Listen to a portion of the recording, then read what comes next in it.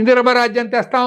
ఇందిరమ్మ రాజ్యం అంటే ఇది, దొరికినట్టు కొట్టడం, చంపడం, జైల్లో పడేయడం, వాక్ స్వాతంత్రం లేకుండా చేయడం. నేను చెప్తున్నదంతా రికార్డెడ్ ఎవిడెన్స్. దీని మీద పుస్తకాలు ఉన్నాయి. ఎండ్ ఆఫ్ అన్ ఎరా బై కుల్దీప్ నాయర్, ఇంగ్లీష్ లో ఉంది ఆ బుక్, చదవండి. అత్యాచార పర్వం బై శక్తిపుత్ర, చదవండి. బుక్స్ అన్ని ఉన్నాయి, ఇప్పుడు కూడా మీకు దొరుకుతాయి. అవైలబిలిటీ మరి ఇప్పుడు మార్కెట్ లో ఎంతవరకు ఉన్నాయో నాకు పూర్తి తెలియదు. ఇట్లా చాలా బుక్స్ వచ్చినాయి, ఎమర్జెన్సీ తర్వాత వచ్చినాయి. ఈ పుస్తకాలన్నీ కూడా ఎమర్జెన్సీ మధ్యలో రాలే. ఇంకా కొన్ని పుస్తకాలు కూడా వచ్చినాయి. ప్రజా జన విజయం అని ఇంకో పుస్తకం వచ్చింది తర్వాత. ఇవన్నీ 1977 తర్వాత వచ్చినాయి. ఇట్లా దేశం మీద ఒక భయానకమైన వాతావరణాన్ని సృష్టించింది.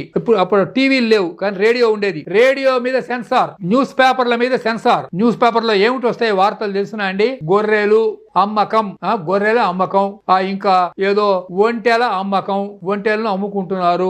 ఇంకా ఏమిటంటే వాతావరణం, ఇవాళ ఏదో 34 డిగ్రీల టెంపరేచరు. ఇంతే వార్తలు ఇట్లాంటివే. అంతకు మించి రాజకీయంగా ఎవడన్నా గనక ఏదన్నా రాస్తే ఆ పేపర్ ను మూసేస్తారు. ఆ పేపర్ న్యూస్ ప్రింట్ రాదు. ఇలా ఒక టెర్రరిజం అంటారు దాన్ని. Political terrorism created during that emergency.